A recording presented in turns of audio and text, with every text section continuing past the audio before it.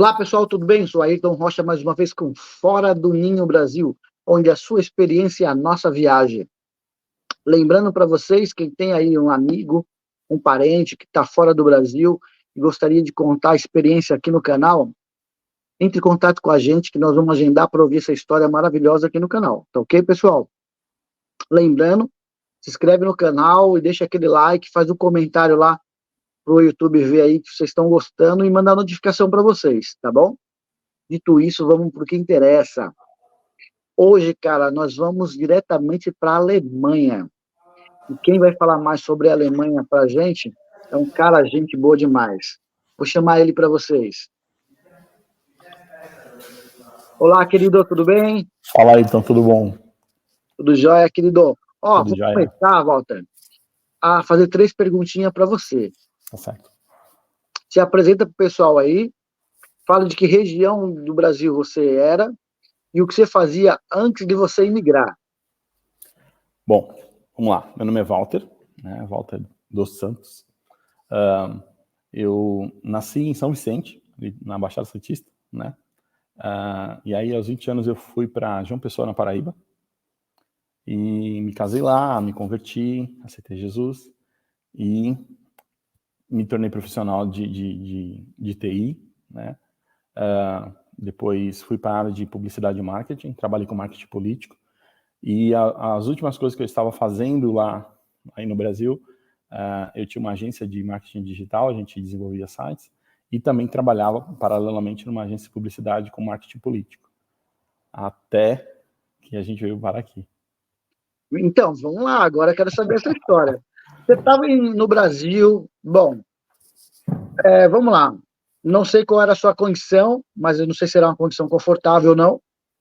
E aí, como que surgiu essa ideia? Você estava trabalhando aqui com a família, você morava em João Pessoa, é isso? Isso, na capital. João Pessoa, lugar maravilhoso, e aí como que surgiu essa ideia? Falar, vou para a Alemanha. Bom, foi assim. Quando eu fui para Paraíba, né, eu fui para estudar, né? Meu pai era paraibano, né? E aí ele se aposentou em São Paulo e falou: vou para minha terra. Eu tinha 20 anos, eu falei: vou junto. Minha irmã já era casada, só nós dois. E lá eu fui desenvolvendo minha carreira, né? Na parte de TI e tal, e casei. E eu me converti a Jesus Cristo, eu sou cristão, né? Protestante. Então, eu casei e fui com a minha esposa frequentando a igreja nesses tempos.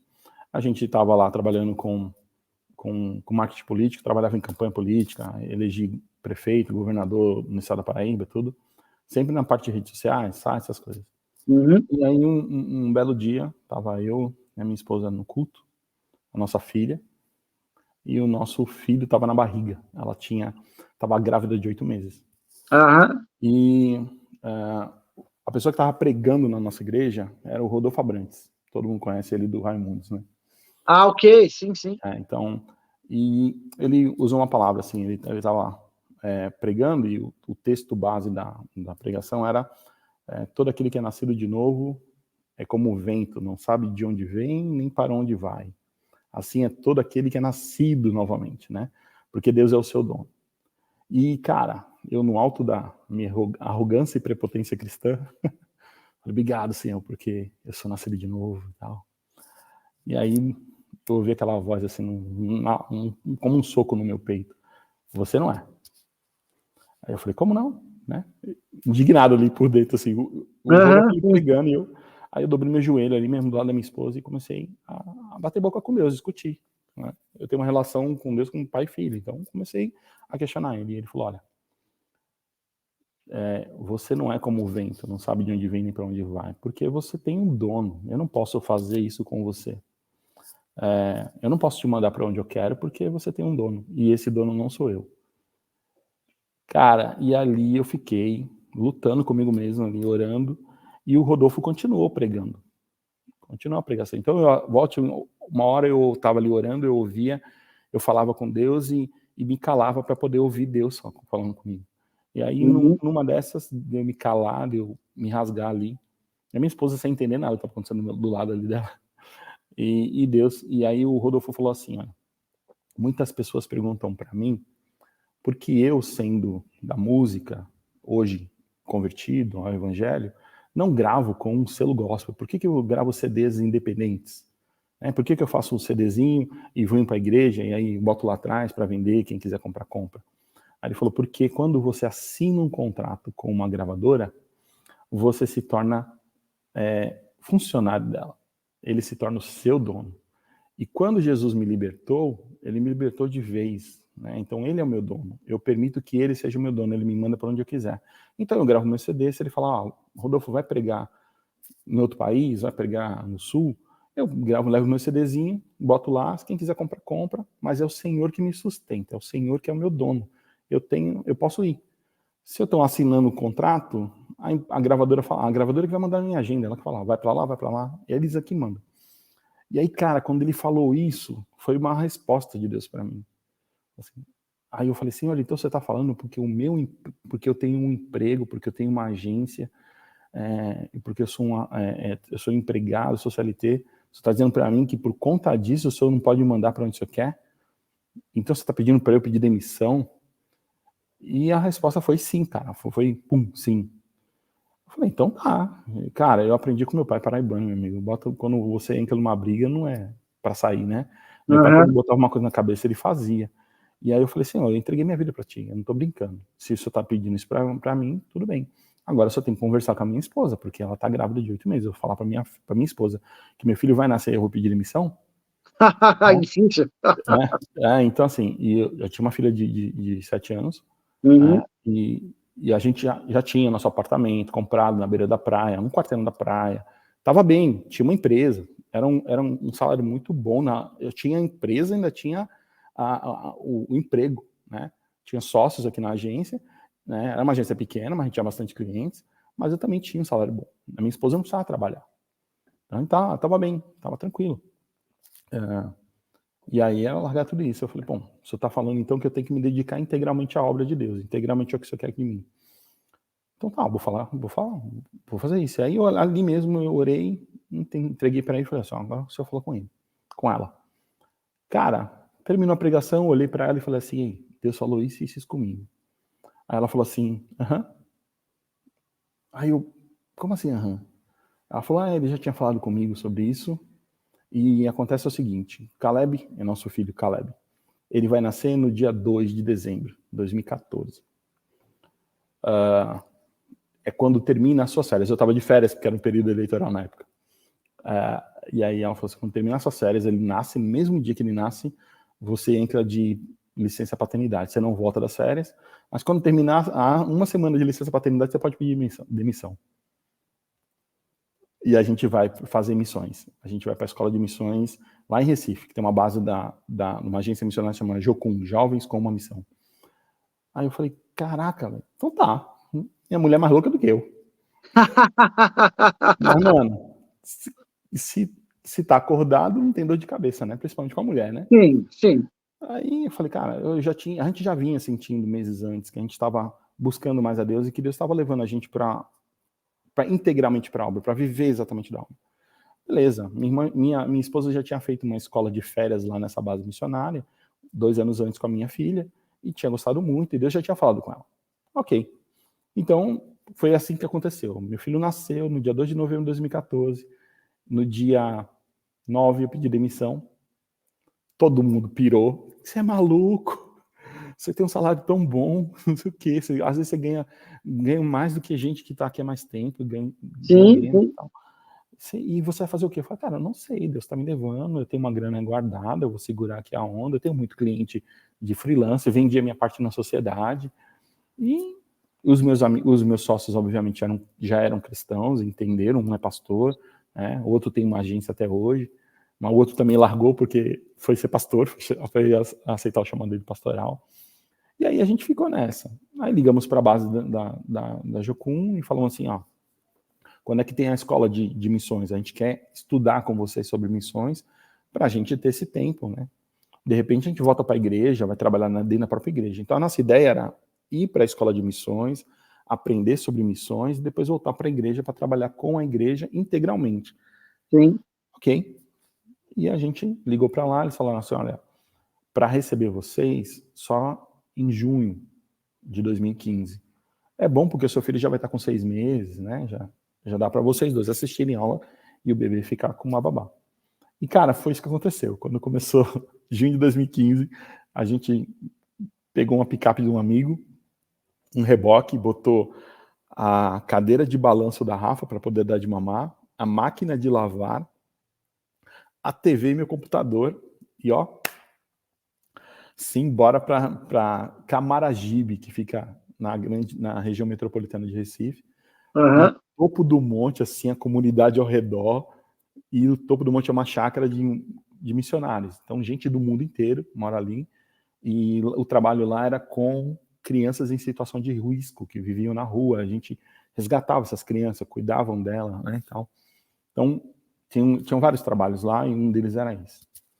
E aí a gente foi para lá, e fez a escola durante 3 meses. 3 meses de teoria, né, de vários professores estrangeiros dando aula pra gente, falando sobre cultura, multicultura, falando sobre evangelho, como pregar evangelho para muçulmanos, enfim, uma série de coisas, como ouvir a voz de Deus. A gente tem vários tipos de aula. E aí, quando termina esses 3 meses, tem um período de colocar tudo na prática. E a melhor coisa que fazer, você está treinando sobre missões, é ir para um campo missionário. Sim. Então estava tudo certo. E aí eles estimulam a gente a orar, buscar Deus e falar: Deus, para onde você quer que eu vá? E, cara, a resposta que Deus deu para minha esposa foi: você pediu de mim algo sobrenatural. O que é sobrenatural para você? O que você quer que eu faça de sobrenatural na sua vida? Aí tinham 3 lugares para ir: Canadá, Alemanha e sertão do Brasil. Tá. Não, 4. E Ribeirinhos, ir lá para o Pará, pregar para os ribeirinhos, né? Que o pessoal que mora nas palafitas, tá nos rios. Aí minha esposa falou assim: ó, o extraordinário vai ser se eu levar a gente para a Alemanha, porque é a passagem mais cara, ninguém tem passaporte na família. Quero ver se o senhor quer mesmo, quero ver se o senhor é Deus mesmo, vai levar a gente para lá. Beleza. Desafiou. E eu fui perguntar a Deus, e Deus falou assim: qual a origem do seu nome? Aí eu falei: ué, meu nome? Fui buscar. Cara, é um nome alemão e significa comandante de exército. Um guerreiro comandante de exército. É Vital, o nome em alemão, a pronúncia. Aí eu, tá bom, se a resposta é o meu nome alemão, então deve ser Alemanha. Beleza. Louco, né? Eu não escolhi nada. Não foi eu que quis vir para a Alemanha. Eu tinha um sonho em infância de fazer intercâmbio, aprender inglês na Austrália. Cara, isso com 15 anos de idade. Eu já estava com 40 anos, 30 e poucos anos, quando isso aconteceu. E aí, eu tenho 45 hoje, já estou aqui há 6. Então, o que aconteceu é que a gente levou para os líderes da escola e falou: Alemanha. Ok. Aí, na última semana de aula teórica, a gente teve uma aula com o líder da base, que é um cara que veio de Samoa, um negão, grandão, fortão, cinquentão, aqueles samoanos que você vê, tipo, jogando rugby, sabe? Fazendo raca, daquele jeito. E aí ele ia falar sobre o caráter de Deus, as aulas, uma semana de aula com ele sobre o caráter de Deus. Cara, quando ele abriu o computador para começar a fazer a palestra, ele falou: eita, a gente não orou, vamos orar? Vamos orar, então. Cara, o cara fechou os olhos. Aí quando ele abriu o olho, ele falou assim: eu vi vocês num avião, todos vocês, tinham 27 alunos, de todo o canto do Brasil, tá? Inclusive tinha estrangeiros, tinha um haitiano, tinha uma suíça, conosco ali na turma. E tinha gente da Bahia, um monte de canto. Aí ele falou: eu vi vocês num campo de refugiados. Aí olhou para mim e falou: e você estava rodeado de crianças. Aí o campo de refugiados. Aí mudou tudo. Quem ia para o Canadá não vai mais, quem ia para o sertão não vai mais, quem ia para Ribeirinhos não vai mais, só ficou a Alemanha. Por quê? Porque isso foi em 2015, lembra? Em junho, né? Já tinham passado 3 meses, era outubro. Estava no auge da crise da Primavera Árabe. A Primavera Árabe é quando explodiu em todos os países da Ásia, ali, da África, as revoltas populares contra os ditadores, os governos ditadores que existiam. Tunísia, o pessoal se queimava em praça pública protestar, Níger e tal. E os afegãos também estavam em guerra. E os sírios. E eles começaram a fugir pela Grécia. Lembra que até foi nessa época que surgiu um corpo de um menininho morto numa praia turca, virou sim, um garotinho assim, emborcadinho. Sim, então, eu lembro dessa auge, imagem. a galera tava fugindo em balsa, se afogando. Foi quando começou isso, foi em 2015, outubro de 2015, auge da Primavera Árabe. E aí a líder da escola falou assim, ei, menino, tu que é... Ela falou, menino da informática, tu que é o menino da informática, tu que entende essas coisas da internet, procura aí igrejas que estejam trabalhando com refugiados, aonde é que tem, para ver se a gente pode ir para lá ajudá-los, porque isso é ser missionário, é ir apoiar quem já está lá pregando o evangelho de alguma maneira, inclusive com trabalho humanitário. E aí, cara, eu mandei e-mail, pesquisei todas as igrejas, mandei e-mail, traduzi no Google em alemão, em inglês, mandei e-mail para tudo quanto era igreja, recebi algumas mensagens, só que eles falam assim, olha, tem refugiados aqui, mas a gente não tem trabalho nenhum com eles, a gente não fala nem a língua, não tem nada assim, a gente não tem contato com eles. Eu falei, cara, e agora? Aí eu lembrei que a nossa organização, a Jocum, é uma organização internacional, ela está em mais de 90 países. Tem gente de Jocum espalhada no mundo. E aí eu falei, bom, vou procurar bases da Jocum que estejam trabalhando com refugiados. E encontrei essa base, eu estou aqui na base. Aqui, ó, vou até mostrar aqui. Tem até uma menina árabe ali, ó. Aqui é uma base missionária, aqui é a área do culto. Então, eu encontrei essa base, mandei e-mail para todas as bases que faziam parte, que trabalhavam com refugiados, e só essa base aqui respondeu. Uma cidadezinha de 7 mil habitantes, no meio da Alemanha, a Alemanha fica no meio da Europa, e todos os árabes naquela época estavam indo para a Grécia, atravessavam a Grécia e subia a Europa todinha para chegar na Alemanha.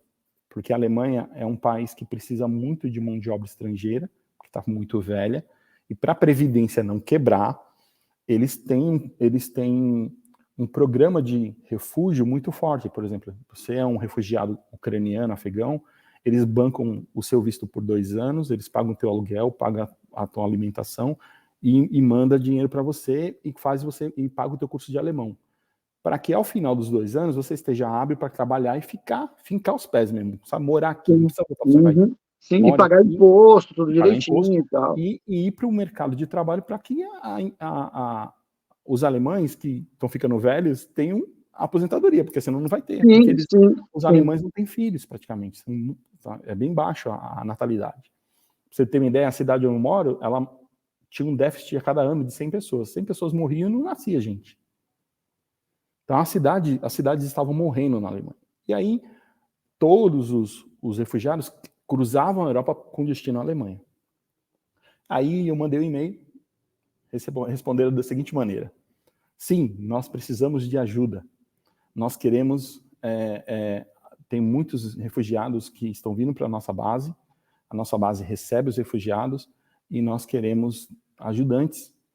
Nós estamos orando por isso. Vocês são resposta de oração para nós. Olha, que bacana. E aí eles disseram assim ainda mais: e não se assustem se quando vocês pisarem o pé aqui, Deus falar com vocês para ficar. Porque isso é uma das nossas orações. E aí, cara, eu mandei isso pro líder, o líder falou assim, então é a Alemanha, para aula que a gente vai, procura saber quanto custa para ficar lá, e vamos pesquisar a passagem. Só que, bicho, eu não tinha mais dinheiro, já tinha torrado a grana, aquela economia, a escola de missões é paga, a gente já tinha pago a escola, e tava zerado. E aí começa, então, a gente orar, né? Eu movimentei todos os meus amigos jornalistas e marqueteiros, a gente conseguiu fazer uma matéria com a Globo Recife, foi lá visitar a gente, tem até, depois eu mando o link para tu, tem um link disso no YouTube. A gente fez uma apresentação, o pessoal falou, eles perguntavam assim, mas vocês vão ajudar refugiados como? Vocês falam inglês? Não. Você fala alemão? Não. Você fala árabe? Não. Cara, a gente vai lá porque Deus está mandando a gente ir, e a linguagem de Deus é o amor. Então a gente vai fazer alguma coisa lá para ajudá-los. Meu amigo, a minha filha quebrou o braço faltando 2 semanas, ela caiu de uma árvore, deslocou o cotovelo, quebrou o ombro aqui em cima, quebrou aqui. Ela tinha 8 anos. Eu sei que faltando 2 semanas, a gente fez os passaportes, né? Conseguiu dinheiro para o passaporte, beleza, fez os 4 passaportes. Faltava 1 semana para passagem, para vir embora para cá. e nada de dinheiro chegar, nada. A gente mandou, divulguei, fiz GoFundMe, né, crowdfunding e tal, divulguei, tinha cliente, eu fiz um monte de trabalho de site, cliente não me pagou, me deu bolo, e eu falei, caramba, Deus. E Deus falando assim, não é você que vai mandar, sou eu que vou mandar. Não adianta você ficar trabalhando aqui no mundo doido. Não é você que vai se bancar. Tem que confiar em mim. E, cara, faltava uma semana, aí a gente já tava assim, desencantado. Ah, a gente não vai mais, o pessoal já, todo mundo da equipe já tinha passagem, menos a gente. Aí a minha esposa, aí a líder falou assim, você vai ter que ir pro sertão mesmo. Aí minha esposa foi e preparou a mala pro calor, né? Uhum. Aí eu fui bater boca com Deus de novo. Meu Deus. A palavra diz que o Senhor não é homem para que minta, nem filho do homem para que retroceda. E tudo isso é fiel ao que o Senhor promete, o Senhor cumpre. E a sua mão não está encolhida para atender o seu filho. Então, ou eu ouvi errado, e a probabilidade é que eu tenha ali ouvido errado, ou o Senhor está mentindo e o Senhor não é Deus. Então, como eu sei que o Senhor é Deus, eu ouvi errado, né? Então, tudo bem, então tira isso do meu coração, eu não quero ficar com esse ranço. Aí eu fiz essa oração, mas eu não fiquei incomodado, sabe? Aí fui para minha líder, falei, tia Mira, vem cá, Deus muda de ideia, Deus muda de opinião. Por que eu tô indignado aqui e tal. Ela falou assim, meu filho, ele não muda não. E você sabe que ele não muda, por isso você tá tão indignado. Agora eu quero lhe fazer um desafio, porque eu sei que você tem fé. Além de ir para a Alemanha, você quer ir comigo para a Suíça, 15 dias antes, você e sua família, porque a gente tem uma igreja que quer receber a gente na Suíça, eles precisam de ajuda lá, e aí de lá você vai para a Alemanha. Eu falei, bom, Deus é Deus em qualquer circunstância, eu topo. Uhum. Tô dentro da briga, meu amigo, vamos embora, é voadora. Aí eu topo. Cara, no dia seguinte, ela falou para mim, filho, vai buscar teu passaporte, já tá pronto. Lá a gente tava em Recife, né, era só ir no aeroporto. Aí a gente foi, pegou o passaporte. Quando eu tô voltando pra base, ela liga para mim, meu filho, você postou alguma coisa no Facebook essa noite? Eu falei, sim, postei. Ela falou assim, então, o líder da base, ele repostou no Facebook dele e passou a noite inteira orando por vocês. E ele brigou com Deus, ele falou, não admito que essa família não vá. Né? E é engraçado que todo mundo comprou a briga, sabe, assim, em oração. E aí, meu filho, o que eu tenho para dizer para você é que uma pessoa na Suécia viu esse post e contactou um amigo nosso e mandou metade do que você precisa em euro. Então você já recebeu metade da oferta, você já está a metade do caminho. Eu falei, caramba, isso dentro do carro, né? E voltando para a base. Quando eu cheguei na base, com a minha família, aí eu recebo outra ligação. Um pastor que estava a primeira oferta foi dos Estados Unidos. Alguém dos Estados Unidos me mandou. Aí quando eu cheguei em Recife, um pastor brasileiro, de Recife, que estava na Suécia há anos, viu um post e compartilhou. E aí uma brasileira que viu o post dele, que está na Suécia, juntou irmãs da igreja para um chá, contou a nossa história, levantou oferta, deu dinheiro para ele e ele mandou para a gente. E aí completou o dinheiro da passagem. Olha que bacana. Ficou faltando uma passagem, aí uns amigos da gente em João Pessoa falou, toma meu cartão, por isso não, toma meu cartão, passa a passagem e vocês vão. Aí a minha irmã, a Cíntia, que mora em Santos, pegou o 13º dela, uma parte do 13º dela, mandou para mim, pronto. Aí ela pegou uma parte do 13º dela, mandou para mim, a gente converteu em euro e a gente ficou com 100 euros. Então a gente tinha a passagem, o seguro de saúde, né, que tem que ter seguro para vir para cá, e a passagem de ida e volta, dos 4, passaporte, e 100 euros, que era para passar esse tempo, que não é nada, não é nada. E aí a gente veio, cara. Chegou em Frankfurt, pousamos em Frankfurt, aí tínhamos um trem já comprado para ir, um ônibus comprado para ir para a Suíça, porque eu aceitei ir para a Suíça, né? Sim. Aí, quando eu chego no guichê do trem, do ônibus, ele falou, o bebê só pode ir, o Caleb já estava aí com seus 10 para 11 meses, o bebê só pode ir num bebê conforto, tem que comprar um bebê conforto. Aqueles 100 euros que eu tinha... Putz! Cara, fui 3 estações para frente, não falava nada de inglês, não falava nada de alemão, 3 estações para frente, tinha uma espanhola com a gente na equipe. Não, peraí, só um minutinho. Aí vem cá, vamos lá, vocês conseguiram o dinheiro. Isso. E aí vocês saíram que data? A gente saiu em outubro, acho que na segunda semana de outubro, 2015, isso. Tá, mas qual aeroporto vocês... Recife, Recife. De Recife. É, Foi a Recife. primeira vez que vocês tinham viajado de avião? Foi. E aí, Porque como quando eu foi fui para Paraíba, eu fui de ônibus. Tá. E aí, qual foi a tua experiência aí, a primeira vez no avião, cara? Cara, então, aí a gente, os quatro, né? E a gente tinha um negócio assim com a família, assim, que eu e a Rafa, a gente combinou assim, ó. Todas as primeiras coisas grandes dos nossos filhos vai ser com os pais, que é para ficar marcado na história dele. Isso aqui, quando aconteceu, eu tava com meu pai e com a minha mãe. E aí, imagina, a gente subindo do aeroporto de Recife. Como a gente comprou a passagem mais tarde do que os outros, todo mundo pegou o avião de Recife para Guarulhos mais cedo do que a gente. O nosso, a gente comprou, a nossa passagem ficou mais cara, mas saía de Recife, ia para Fortaleza, de Fortaleza para Guarulhos, de Guarulhos para Frankfurt. Ia ter 2 escalas. 2 escalas. Mas, cara, a galera que foi antes da gente, eles foram bem mais cedo, eles ficaram horas no aeroporto de Guarulhos esperando, sem ter o que comer, nada, porque todo mundo também estava liso. Mas Deus cuidou da nossa família de um jeito, cara, que ele levou a gente para Fortaleza, a gente jantou no voo.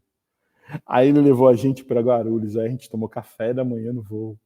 Aí quando chegou lá, a gente pegou o voo da manhã e veio, tomou café da manhã no voo para Frankfurt, chegou aqui já almoçado, e aí...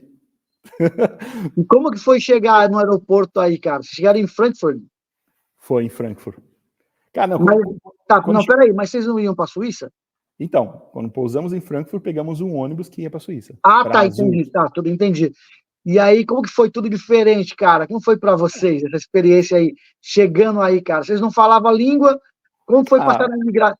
Como foi passar na imigração? Então, na imigração, cara, a gente já tinha umas frases prontas, né? Porque eles perguntam, né, para onde você está indo e tal. E como quando você é turista, a gente entra com visto de turista 3 meses. E qualquer lugar da Europa, né, da União Europeia. E a obrigação é você ter passagem de ida e volta, data marcada, você tem que ter a passagem da volta, você tem que ter o seguro de saúde para todo mundo que está viajando pelo período que você vai ficar, e você tem que ter a estadia, as reservas do lugar que você vai ficar. Porque eles deixam você entrar sem visto prévio, né? Porque o visto é na hora. Mas só se você não vem para ficar, não, filho. Sabe? Você vem para turistar. Então você tem que mostrar, inclusive, comprovar que você tem dinheiro na conta, tal. No nosso caso, como a gente vinha para fazer um período prático aqui, a organização mandou uma carta de convite dizendo que eles estariam recebendo a gente. Eles iam prover alimento e estadia para a gente. Então a gente ok. já foi todo mundo com passaporte, passaporte zerado, nunca tinha um carimbo sequer, né? Eu nunca passaporte novinho ali e tal, e com a cartinha, tudo em alemão, pá. Então eles olharam para nossa cara, bateram o carimbo, viram que é a família toda, minha filha com gesso no braço ainda. Tadinho. O Caleb no braço, o bebezinho. E aí passou. Mas em Guarulhos eu fui fichado pela polícia, pela Interpol. Como assim? Eles me viram assim, né? Indo pra Alemanha. Esse cara árabe, tá, o homem bomba tá fazendo. Jura? E aí, como que foi isso? Me separaram, assim, me pegaram na fila, assim, falou, senhor, você pode vir aqui? Aí mandaram para uma sala que tem uma câmera 360. Você fica em pé e eles fotografam você de todos os ângulos. E essa ficha vai para a Interpol, porque fica naquela do aeroporto, né? Caso eles precisem localizar, se você for procurado mesmo, eles têm a sua característica toda. Graças a Deus não tenho nada, tô limpo. Mas eu fui para lá, fui escolhido assim a dedo para ir pro... Aí vim, tal, e aqui foi a entrada foi de boa. Aí a gente pegou, gastou 60 euros do 100 que tinha para poder ir para Frankfurt, para Zurique. Chegamos em Zurique, fomos bem recebidos pela igreja, andamos de limusine pela primeira vez. Olha que bacana! A igreja alugou uma limusine Hummer. Imagina um Hummer transformado em limusine. Sim, já vi. Botou todo mundo, éramos em 12, se eu não me engano, botou todo mundo dentro da coisa e fomos para a igreja em Zurique. A igreja grande, a gente trabalhou lá, trabalho braçal mesmo, desmontando um monte de coisa. Depois desse tempo, aí a igreja pagou o trem da gente para cá, para a cidade. E aí a gente foi andar de trem na Alemanha, na Europa, pegamos 4 conexões de trem, cheio de mala, criança no braço, uma loucura, meu amigo. E aí chegamos aqui. Quando a gente chegou aqui, o nigeriano que respondeu um e-mail para mim, foi receber a gente na estação, abraçou, todo feliz. A gente tinha um tradutor na equipe, sempre quando a gente não fala, vai um tradutor, pelo menos para o inglês. Só que na nossa equipe, a gente foi abençoado. O menino que era traduzia, jovem, de 20 e poucos anos, ele tinha morado 5 anos com os pais que eram missionários no Afeganistão. Então, ele falava inglês e falava Dari, né, que é a língua deles. E, cara, a gente chegou de manhã, quando foi à noite, nessa cidade, nesta base, chegaram 40 homens afegãos que vieram a pé do Afeganistão até aqui. São 7 países. Cara, quantos quilômetros dá isso daí, cara? Sabe? Ah, cara, é como você sair do Rio Grande do Sul até, sei lá, Alagoas. Cara. Só que passando pelos balcões, no frio, né? Cara, era outubro. Então, Sim. eles chegaram com os pés inchados, estourados, muitos desnutridos, muitos ficaram para trás. E, enfim, a gente recebeu esses homens, foi fantástico. Depois a gente começou a receber famílias. E sabe qual foi o trabalho que a gente fez aqui? A gente ficou 30 dias, que é o prático, né? O prático missionário. Os alemães são muito receptivos, eles abriram as portas para os estrangeiros. E aí eles doavam móveis, porque o governo começou a dar os apartamentos para eles morar, né? Para as famílias. E aí eles doavam os móveis, mas não tem quem carregue, só velho. Quem é que carregava os móveis? 3 andares de escada carregando umas madeiras. Não é madeira fofa, não é madeira de lei mesmo. Sim, maciça. Maciça. E a gente carregando, tem foto da gente puxando o reboque no braço, assim, parecendo carroça. E levava para as famílias e montava a casa deles. E os caras chorando, velho. As famílias chorando e agradecendo a Alá, né? Agradecendo ao Deus deles lá, agradecendo a Deus, porque a gente tinha feito aquilo e eles não entendiam. E aí esse menino que fazia a tradução, cara, eu vi uma das filhas dessa família, uma família afegã, o cara era dono de marmoaria no Afeganistão. Tinha carros e carros na garagem, vendeu tudo, vendeu a casa, vendeu a empresa, juntou todo o dinheiro para fugir do Talibã, porque ele tinha 2 filhas e um menino. E fugiu. E toda vez que ele cruzava uma fronteira, ele tem que pagar os coiotes, né, que são os traficantes de pessoas. Sim. Só que quando você vai passar com crianças, eles falam assim, não, as crianças vão aqui e vocês vão aqui. Eles querem separar. Por que eles querem separar? Porque eles querem ou usar as crianças para o tráfico de mulheres, sexual, ou para o tráfico de órgãos. Eles matam e tiram os órgãos. Nossa, cara. E aí, ele sabia disso, ele falava, não, eu pago mais para todo mundo ir junto. Cara, esse cara, todo o dinheiro, toda a vida dele, ele gastou nesse trajeto. Ele chegou aqui sem nada, mas conseguiu manter a família unida. E o filho dele tinha um caderno desenhando tudo o que ele viu. Cara, triste demais. O menino desenhava os botes assim, as pessoas caindo, bala, gente morrendo, tudo no desenho do menino, sabe? E aí a gente foi lá e montou a casa dele. Aí ele falava assim, por que vocês estão aqui? Vocês não são daqui. A gente, não, eu sou brasileiro, outro é espanhol, outro é do Haiti. E por que vocês estão aqui? Aí a gente fala, porque Jesus te ama. Aí o cara, pô, muçulmano, Jesus. Aí a gente, Jesus te ama. Ele te ama tanto que ele me chamou de onde eu estava. Ele me tirou de onde eu estava. Ele me colocou aqui. Ele mandou dinheiro dos Estados Unidos. Gente que não me conhece mandou dinheiro para mim. Gente na Suécia mandou dinheiro para mim. Para eu vir para cá. Para ajudar você que eu não conhecia. Mas Jesus já te conhecia. Aí o cara... Sabe quando tem uma engrenagem e estão pingando óleo e começa a funcionar assim? A engrenagem? Era o cérebro do cara destravando. E conhecendo o evangelho. E o menino traduzindo isso. Então, assim, a gente pregou para ele. Pregou o amor de Jesus para ele com a vida. Não foi só falar. A gente fez. E isso foi durante 30 dias desse jeito, cara. Aí, nesses 30 dias, eu caminhando pela cidade, orando pela cidade, aí Deus falou para mim, sua família vai voltar para cá, porque eu quero te usar aqui.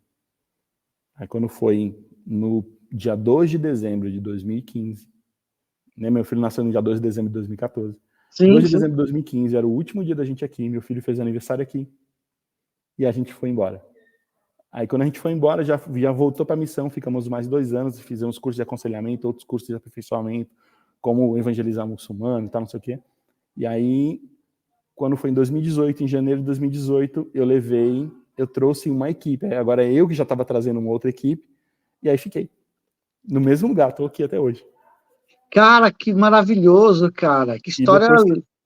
E depois que eu cheguei, já vieram 5 times que a gente trouxe. A gente abriu as portas para os brasileiros virem. Hoje somos 12 brasileiros nessa base. Tem alemão, tem Uzbequistão, tem russo, já recebemos mais de 500 ucranianos na cidade. Nessa guerra agora, a gente recebeu os ucranianos aqui. Então, o trabalho da gente é dar apoio aos refugiados, é evangelizar, é apoiar a igreja local e ajudar os refugiados. Como? Com doação. A galera doa dinheiro para a gente se manter aqui, porque a gente paga para estar aqui, a gente não recebe. Sim. Vou falar uma coisa para você, cara. É um trabalho realmente muito bonito, é um trabalho humanitário que muitas vezes vocês acabam substituindo o governo, que de repente falha em algumas partes, você preenche essa lacuna, né? Sim. Mas é isso que o cristianismo fez na história. O cristianismo, a primeira coisa que os cristãos faziam era construir uma escola, construir uma igreja e um hospital, um orfanato. Tudo isso é do cristianismo, só que ao longo do tempo se perdeu, né? O governo começou a assumir essas coisas, né? Mas sempre foi os cristãos que faziam isso. Mantinham o orfanato aberto, porque a missão de Jesus para a gente era cuidar dos órfãos e das viúvas, né? Pregar o evangelho e cuidar dos órfãos e da viúva. Então a gente sempre fez isso. Mas isso ao longo da história se perdeu, né? Teve aquele momento negro da história da igreja, mas a gente voltou a fazer isso, né? E faz isso no mundo inteiro, viu? No mundo inteiro. Só aqui na Alemanha a gente tem, acho que se não me engano, são 7 bases. 7 bases dessa organização que eu faço parte. Tem outras de outras organizações missionárias. Brasileiros aqui tem uns montes fazendo a mesma coisa que eu faço. E aqui nessa nossa cidade a gente tem 12 nacionalidades. A gente tem gente da Eritreia, que é a vizinha Etiópia, a gente tem gente da Nigéria, a gente tem gente do Afeganistão, da Síria, do Irã, do Iraque, da Ucrânia, e gente que só está aqui porque Deus trouxe e a gente cuidou deles e eles permaneceram e estão dando frutos. Hoje já alguns se converteram, sabe? Já tem igreja afegã aqui, igreja ucraniana. É bem isso. Como que foi logo os primeiros meses que vocês chegaram aí para adaptar? O que vocês mais estranharam? Foi a cultura local, a língua, a comida? Como que foi, cara? Me conta. Tudo isso causa choque. Porque adulto é diferente. Vocês foram com criança, né? Sim, as crianças sentem mais o paladar. A gente que é adulto já come qualquer coisa, né? Tá nem aí. Sente falta, você sente falta. Se alguém perguntasse, você sente saudade do Brasil? Eu falei, do Brasil eu não sinto falta. Não sinto falta do Brasil. Sinto falta das pessoas, dos meus amigos, sinto falta disso. Sinto falta dos momentos em família. A comida a gente supera. Mas não tem feijão em lata. Né? Não tem goma de tapioca, não tem cuscuz. Cara, churrasco, os caras comem porco e coelho, velho. Peru aqui é mais barato que frango. Frango e carne de boi é caro pra caramba. Então, é mesmo? O churrasco dos caras é salsicha, pô, a linguiça no pão. Entendeu? Muita batata, comem batata demais, não gostam de arroz, é uma coisa louca. Mas isso, com o tempo, vai passando. E aí, mas eles acostumaram bem com a comida? Acostuma. As crianças já falam alemão fluente. Minha filha aprendeu inglês fluente, aprendeu alemão na escola, foi para a escola de alemães sem ninguém falar a língua dela e ela teve que estudar, cara, e aprendeu. Meu filho também foi para o jardim de infância, hoje já fala. Hoje ele já faz parte do time de handebol da cidade. Tem 8 anos. O Caleb veio para cá com 1 ano. Tem 8 anos. Ele já é mais alemão do que brasileiro, porque ele só fez 2 aniversários no Brasil, o resto tudo aqui. Ele só fala português porque a gente fala português em casa, né? Eu ainda não aprendi o alemão, aprendi o inglês, porque como é uma base missionária internacional, de muitas línguas, todo mundo fala inglês, que é para juntar, né? Imagina. Tem um russo, tem um ucraniano, tem um uzbeque, tem um sírio, todo mundo tem que falar inglês para poder se comunicar, senão não dá. Mas a minha esposa está no curso de alemão, está aprendendo e tal. Mas a adaptação da língua. Sabe o que é estranho? É você sair na rua e não entender nada. Sim, né? E aí, outra coisa, o silêncio. Cara, parece uma cidade abandonada. É muito silencioso. Cara, é silencioso demais. Você não tem carro de paredão de som. Não tem funk batendo na tua porta na hora que você não quer. Não tem gritaria. Não tem, cara. O povo é silencioso. Sapatozinho do lado de fora na porta. Bicicleta destrancada. Você vai, todo o velhinho de 90 anos pedalando na cidade assim, ó. Criança indo pra escola com celular assim na cara, de última geração. Indo pra escola, cruzando a rua, na faixa de pedestre, sem nem olhar pro lado. Os carros param, velho. Param. Segurança absurda. Absurda segurança. Sabe, você vê criança de 12 anos andando numa bicicleta eletrônica que custa 30 conto no Brasil. E ninguém nem toca no moleque. Então, isso impacta. E impacta de um jeito que você fala, caramba, velho, por que a gente é assim no Brasil? Nem na cidade mais do interior eu sou tão seguro. Eu sei que não existe no Brasil umas cidades muito seguras. Mas, cara, eu fui office boy em São Paulo nos anos 90, bicho. Então, né, eu vi o Carandiru ser desconstruído ali, ser destruído. Passava ali de metrô na frente. Eu sei o que é a loucura de São Paulo. E aí você vem para uma cidade e fala, caramba, cara, é outra cultura, civilização. Parece falar assim, parece que esse povo é educado e a gente aqui não é, sabe? Olha o que acontece. Se eu estiver atravessando a rua e você com seu filho atravessar a rua num lugar que não tem faixa de pedestre, tendo uma faixa de pedestre de você, sei lá, 100 metros, no final do quarteirão tem uma faixa de pedestre, e você resolve atravessar aqui fora da faixa, e eu estiver com meu filho, eu posso lhe processar, porque você está dando um mau exemplo para o seu filho e para o meu. Cara, que interessante. Cachorro na coleira, cachorro grande, focinheira, todo mundo com seu saquinho, todo lugar tem lixeira com saquinho para cachorro, para recolher cocô.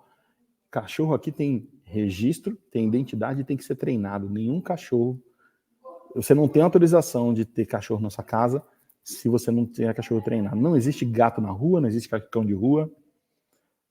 Pode existir, óbvio, existe na Alemanha toda, existe nas grandes cidades, Berlim, tem mendigo em Berlim, em Frankfurt, nas cidades cosmopolitanas. Mas o resto, não tem. Então, isso impacta a gente. Impacta de um jeito assim, neve, nossa, neve, cara. Cara, então me fala como que é o inverno, como que é o clima aí, as estações são bem definidas? Primavera, verão, outono? São. As estações são certinhas, são 3 meses para cada uma. Né? A gente está agora no outono, tá esse solzão aqui fora, mas ó, eu tô de casaco. Tá frio, não se iluda. Tá frio. As folhas estão verdes aqui agora, já vai começar a ficar laranja, vermelhinha, daqui a pouco começa a cair tudo, e aí vem o friozão, meu amigo. Aí quando chega outubro tem a primeira neve, aí para, quando chega em janeiro é neve, já peguei menos de 17 graus. Cara, menos 17? 15 centímetros de neve, e não se iluda, não é tão bom quanto a gente pensa que é. 2, 3 dias é ótimo. Você ir pra Cara, neve mas para curtir como é que muito foi a bom. primeira vez? Como foi a primeira vez na neve, que você viu a neve? Você chegou aí, qual o período que era? Então, eu cheguei no inverno, eu vi a Chegou neve no aqui. inverno, era neve? Novembro eu cheguei aqui, né? Outubro, novembro. Eu fui embora no dia 2 de dezembro. Eu peguei neve aqui. Foi muito massa, cara, fazer boneco de neve. É muito legal, muito legal. Na primeira vez foi fantástico. Depois que a gente vem de novo, porque aí você tem... Trabalhar em dia de neve é ruim, cara. Sai de casa, você tem que botar trocentas roupa impermeável. E não para a escola, não, viu? As crianças vão parecendo um boneco de neve, todo empacotado para a escola. Sabe quando é que quando a escola para? No verão. Porque eles não têm ar-condicionado na escola, eles têm aquecedor. Ah, Então, no tá, verão, cara. as crianças passam mal com tanto que é quente, e aí eles liberam as crianças mais cedo, e as férias é nas férias de verão. Então, o inverno Ah, é tá, entendi. E no verão chega a qual temperatura? 40 graus, bicho. É pra lascar. Nossa, é 880. É a inversão total. A gente tem um inverno bem marcado, a gente tem a primavera é linda, cara. Você anda na cidade bem arborizada, você tá vendo aqui, e você ouve o barulho das abelhas. Aqui é proibido matar abelha, da multa. Então, tem abelha em todo canto, elas não tocam em você, você vê as flores, o cheiro. Aqui é chamada Cidade da Lavanda, a cidade inteira cheira lavanda, cara. Coisa mais linda. Então, na primavera, tudo florido, lindo, pássaro cantando e tal. Aí, verão é bonito pra caramba, quente, aí todo mundo vai pra piscina, pra riacho, pra lago. Tem piscina, né, pública na cidade, né? Você paga 2 euros e entra e passa o dia inteiro lá, tem parquinho, tem grama para você fazer piquenique. É muito bom. Tem parquinho em todo canto. A cidade que a gente está foi a primeira cidade que teve o primeiro jardim de infância no mundo. A gente chama de creche no Brasil. Mas o cara que criou o conceito de jardim de infância para o mundo, ele criou o primeiro jardim de infância aqui. Olha que interessante, cara. Então, assim, toda esquina tem um parquinho, cara. Aqui na frente da gente, na frente daqui da base, a gente construiu com o dinheiro que a Puma doou pra gente, por conta do trabalho que a gente fez com os ucranianos. Eles abençoaram a cidade, construíram um parque com quadra de basquete e futebol, e um parque com aquelas trilhas, sabe, de fazer crossfit, para criança. Tem aqui na frente, e quem administra o parque é a gente. Então, tem tudo para criança, tudo. A cidade é toda acessível para criança, para velhos. Tudo você vai de... Você tem carro mais barato do que no Brasil, mas transporte público funciona, que é uma beleza. Sabe? Você pega trem para todo canto. Eu fui para Berlim esse final de semana, eu tava falando com você. Eu abri meu computador no trem, trabalhei, cara. 6 horas de trem, bicho. Trabalhando ali, banheiro no trem, sabe? Ninguém te incomoda. Essa civilidade é o que mais me impacta. Como pode, e às vezes eu não voltei pro Brasil ainda. Já estou há 6 anos aqui e não voltei pro Brasil, né? Desde da segunda vinda. E eu fico imaginando que eu vou ter que reaprender muita coisa no Brasil, porque eu não posso andar de uma pessoa do jeito que eu ando aqui. Eu vou ser roubado na primeira esquina. Ou vou ser atropelado, porque às vezes você atravessa a rua e não percebe. E tem isso. Então, assim. E outra coisa que vai ser, acho que impactante para mim é entender tudo que se fala ao mesmo tempo ao meu redor. Porque aqui você sai na rua, vai na parada de ônibus, você tá ouvindo um alemão aqui, ouvindo brasileiro aqui, tá ouvindo inglês aqui, ouvindo ucraniano. Tá o tempo inteiro ouvindo línguas de todos os lugares, né? E dentro da base também, a gente tem gente de todas as nações, então isso para mim virou comum, mas eu sei que não é comum. É como se eu vivesse numa bolha, sabe? Eu sei que se eu for no Brasil, eu vou sofrer o choque também de novo. Para mim é muito comum conhecer um monte de gente que fala 2 línguas, que já viajou 12, 15, 16 países. Esses garotos mesmo que vieram andando de lá para cá passaram por 7. Tem menina que veio da Síria que fala 8 línguas diferentes. Nossa! Ela foi refugiada há 2 anos na Grécia, aprendeu grego. Aí foi para a Itália, aprendeu italiano.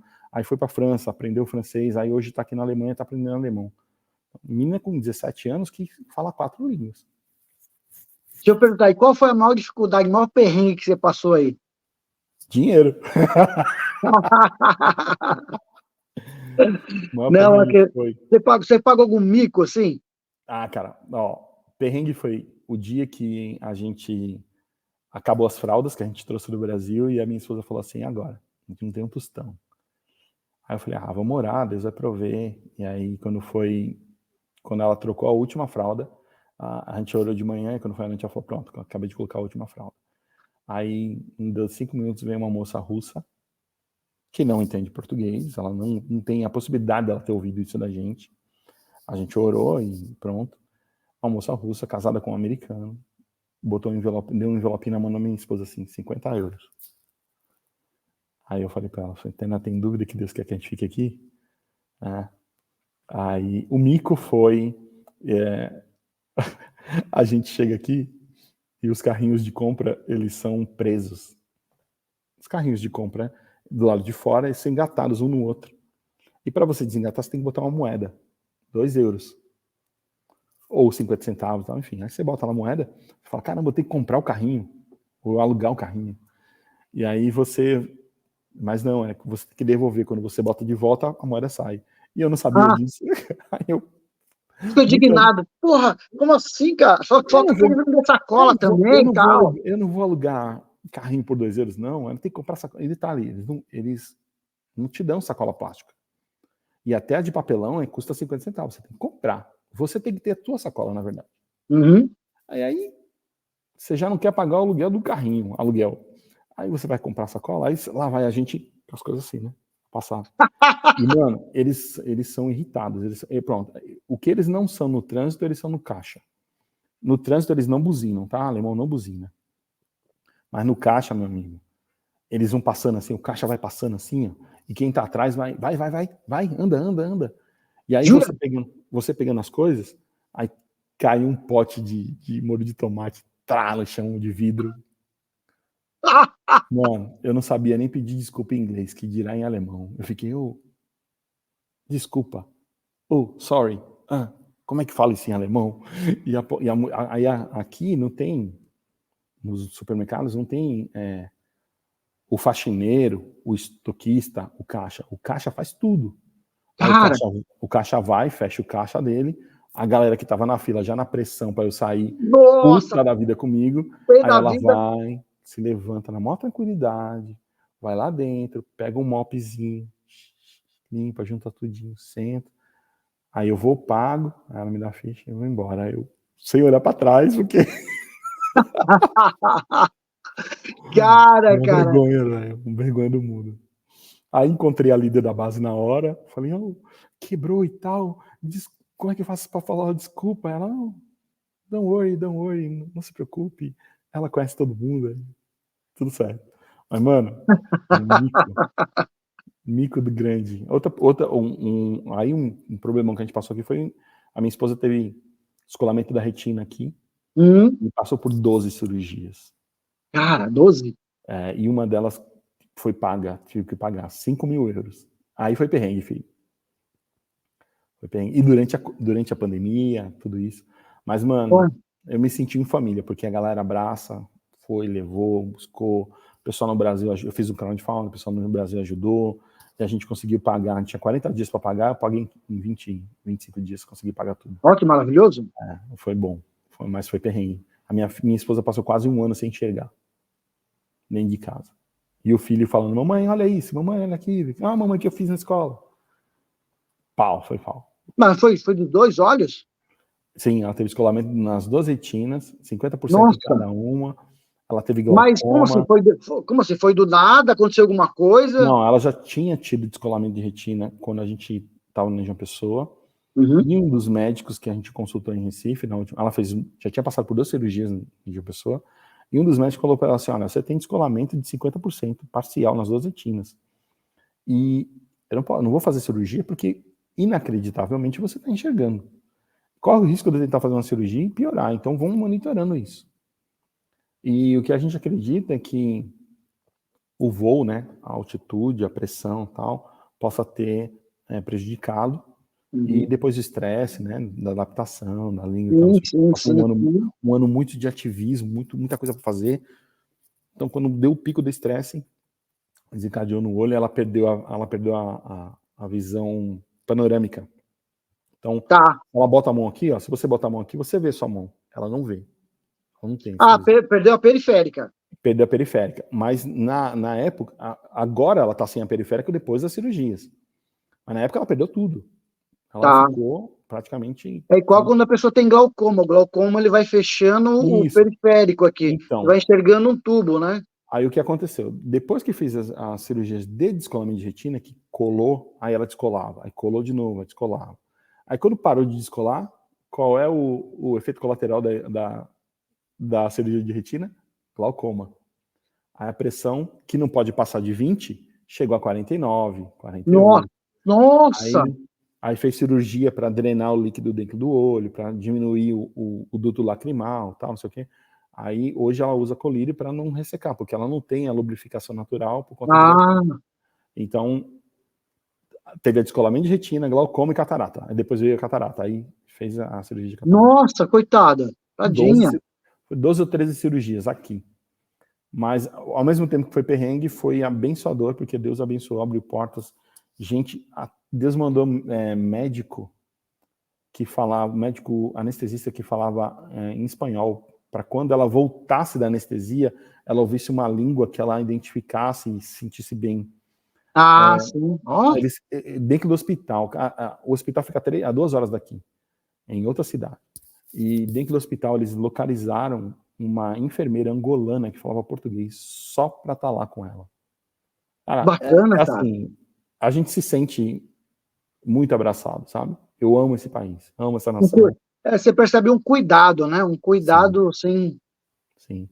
E a promessa que Deus deu foi que nossos filhos cresceriam aqui, então eu tô bem aqui. Eu já não tenho mais meus pais, né? Eles não são mais vivos. Tem a minha família, você conhece as minhas primas. Eu tenho a minha irmã, mas voltar para o Brasil não está nos meus planos, a não ser que eu tenha dinheiro sobrando, porque também é caro, E né? como então, vamos lá, deixa eu fazer uma coisa que parei para pensar agora. Tudo bem, se foi a primeira vez com visto de turista, venceu o seu período de turista, você voltou para o Brasil, e como que foi a outra situação para você? Voltou como turista novamente? Isso. Aí voltei como turista novamente. Aí, quando terminou o período da escola, né? Aí a gente aplicou para ser obreiro, que é Ah, ser tá. staff, né? Ser trabalhador aqui, voluntário. E aí a organização aqui, que é a mesma que tem em Recife, ela faz essa papelada de visto. Aí eu tenho Ah, visto, entendi. eu tive um visto de turista, depois eu tive um visto religioso e agora eu tenho um visto de trabalho, porque eu exerço uma função aqui que é atender brasileiros, os latino-americanos que vêm.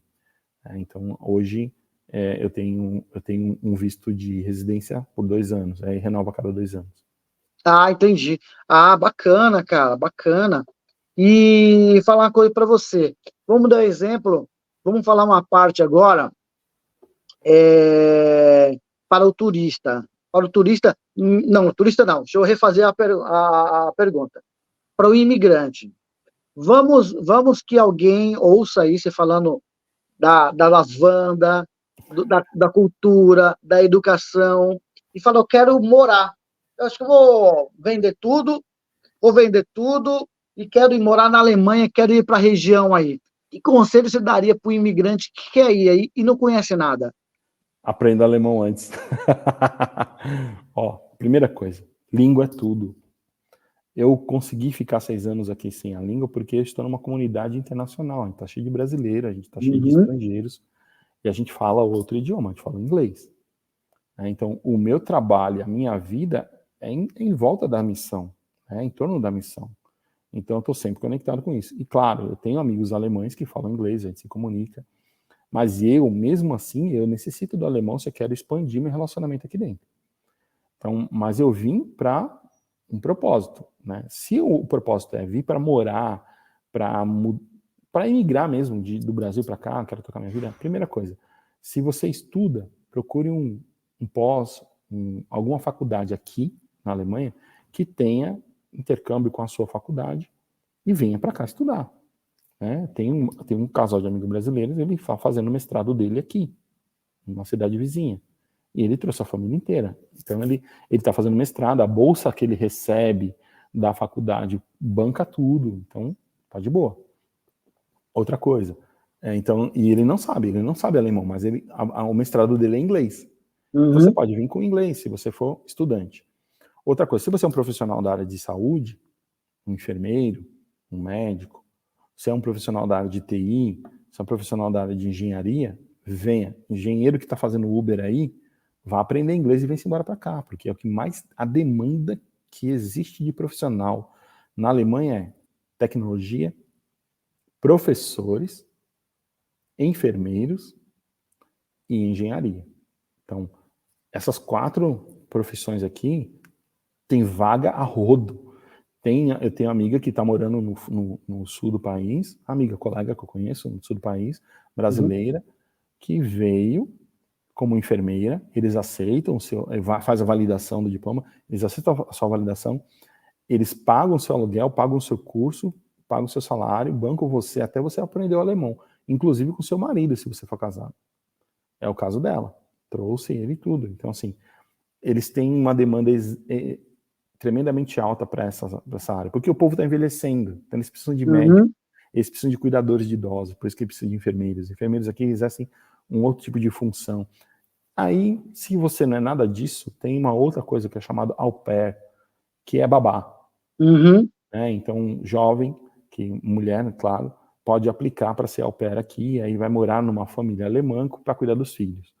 E aí o au pair funciona assim, eles têm, tipo, não é um salário, é uma mesada, porque você mora na casa deles, para cuidar das crianças, mas você tem, por lei, direito de ir cursar uma escola de alemão para você aprender a língua. Então você vem com o intuito de aprender a língua e fica na casa de uma família alemã para cuidar dos filhos como babá. Tá. Essa é uma outra função. Uma contrapartida aí, né? Como de outro jeito, só sendo refugiado de um país que está em perseguição ou em guerra. Ilegal não fica nem a pau. Então, e me fala, como que funciona? Um cara chega aí como turista e fala, venceu o meu visto, vou ficar por aqui. Ele não consegue trabalho, não consegue nada. Nadinha. Não consegue nem sair do país e ir para outro. Quando ele passar por qualquer aeroporto, a não ser que ele vá de carro. Mas quando em qualquer momento que pedirem o passaporte dele, se ele vacilar, pedir o passaporte dele, é deportado. Tchau. Olha, interessante. Não fica não, cara. Fica não. Tem um colega que ele estava na Inglaterra, e aí ele veio visitar amigos na Alemanha. E aí fechou as fronteiras no Covid. Aí o visto dele expirou na Inglaterra. Certo. Aí ele acabou ficando ilegal na Alemanha. Mas foi uma situação que ninguém tinha imaginado. Covid, estava fechado. Sim, é uma coisa que foi mundial, não foi uma mundial. coisa... E aí o que aconteceu? Ele conseguiu um emprego, depois do pandemia, ele conseguiu um emprego na construção civil com um brasileiro. O cara também falava, esse colega ele também já, bicho bem desenrolado, já falava inglês, já falava francês também. Então ele desenrolou esse emprego. Aí o empregador falou, não, eu tiro o seu visto. Aí ele tirou o visto dele, empregou ele, tirou o visto dele de serviço, aí ele ficou legal. Então o período que ele ficou ilegal foi só do período da Covid, porque também não tinha o que fazer. Ninguém podia fazer, né? Vai fazer o quê? Vai mandar embora? Não pode pegar avião, tá tudo fechado. Mas é muito difícil ficar legal aqui, muito difícil. Não é como nos Estados Unidos, que a galera fica de boa, até em Portugal fica, na Alemanha é complicado. Até porque denuncia, né, cara, a língua. Como é que você vai fazer? Sim. Por mais que você ache que você fale fluente, você tem um sotaque. Você não pega bico, cara, você não consegue pegar bico. Não tem esse negócio de bico aqui. Tem, os caras vão pagar imposto, então eles têm o recibo, cadê? Entendeu? Não tem. Você paga imposto de tudo aqui. Você compra um produto, já vem lá um impostozinho lá e tal. Então, é muito fácil deles pegarem a gente. Se você tiver legal, roda rápido. Legal, cara. Não, tô adorando sua história, cara. Uma história maravilhosa. Você tá aí em missão. Cara, parabéns para você e para sua família pela coragem. Por mais que você fale, né, que, poxa, com Deus abriu os caminhos para você e te prometeu e trilhou o caminho, mas você também tem que acreditar, tem que ter a fé, porque senão você fala assim, será? E todo dia você é testado. Eu vou arriscar. Todo dia você é testado nessa fé. Pra você ter uma ideia, quando chegou agora essa guerra, nossa, bateu o desespero. A gente falou, nossa, se a guerra chegar aqui, a gente vai embora. E aí já conversando com os amigos, um amigo russo, outro amigo americano, e aí o que você vai fazer se acontecer essa guerra vier? Eu vou embora e tal. Mas quando a guerra veio, começou a fugir gente de lá pra cá, Deus falou, ei, vocês estão aí por um motivo, vocês não tem que fugir não, vocês têm que receber o que tá fugindo. Aí a coragem voltou e, saber, Deus é por nós, vamos ficar, e ficamos tudinho, porque a primeira coisa que eu ia falar, vou proteger meus filhos, né? Então, mas minha filha fala assim, eu sou missionário, chamada para a família inteira, pai. Então, ficamos e estamos aí até agora. Já fui convidado até dar aula na Ucrânia, estou pensando em ir lá. Tenho amigo, depois desse tempo, já recebemos estudantes brasileiros que se tornaram obreiros e foram para a Ucrânia, estão na Ucrânia. Então, mesmo no meio da guerra, lá no front já. Galera levando comida para quem está sendo bombardeado. Tem um relato do amigo meu que passou na ponte, horas antes da ponte ter sido bombardeada. Olha! Eles estavam construindo casas para os desabrigados. Sim. Então, Deus guarda, Deus guarda. Tem que... Cara, é uma luta diária. Mas incrível, incrível mesmo. Cara, eu posso desejar para você que Deus te abençoe mais aí. Amém, obrigado. Que Deus te abençoe mais e que vocês continuem com a missão aí até quando Deus permitir, porque é um trabalho maravilhoso, viu? Deus abençoe vocês mesmo. Amém, obrigado. Obrigado mesmo. Obrigado pela oportunidade. Eu que agradeço aí tá estar aqui falando com a galera, né? E poder esclarecer, né? Tem gente que tem dúvida. E eu sei que tem gente que vai ouvir a gente aqui que tem esse desejo de vir para a Alemanha. Então, procura, vai no site da embaixada em Berlim, tem embaixada em Berlim, brasileira em Berlim, e tem em Frankfurt. Entra nessas 2 embaixadas, lá dentro no site tem como procurar emprego na Alemanha, tem as universidades que tem contato com as universidades brasileiras. Então, dá para você vir estudar. O governo alemão, ele paga para você estudar. Ele paga para você estudar. Então, se você conseguir um curso aqui, de uma universidade, o governo vai pagar a sua estadia, vai pagar a sua moradia e pagar a sua alimentação. É pouquinho, mas ainda é melhor do que passar necessidade no Brasil, em São Paulo, trabalhando que é maluco e não se desenvolver. Uhum. Só de você estar fora, aprendendo outro idioma, uma nova cultura, dá um boom, um crescimento enorme. Quando você voltar para o Brasil, você já está qualificado bastante, porque você já tem... Sim, é verdade. Você tem experiência, você tem internacional, você tem inteligência emocional para passar por tudo isso, e você tem uma outra língua. Então, você dá é quase uma pós-graduação em qualquer coisa que quiser. Sim, é verdade. Enriquece muito seu currículo. Eu falo isso para minha filha tem 17 anos e fala 3 idiomas. Sim, então, sim. O meu filho agora, tem 8 e fala 2 já. Sim, agora manda um recado pro pessoal do Brasil, para a família, para os amigos. Bom, então vou falar aqui direto para Kathleen. Kathleen vai estar assistindo isso aqui, as primas. Gente, eu não tenho saudade do Brasil, mas tenho saudade de vocês. Então, a minha vontade é que vocês pudessem vir aqui me visitar. Mas eu oro a Deus para que eu possa visitar todos vocês. Eu amo muito vocês. Sentar, né, e conversar e comer um churrasco bom, né, churrasco de verdade. E ver as fotos que a gente fazia sempre. A gente vê as fotos. A última vez que eu estive lá, foi em 2017, antes de vir para cá.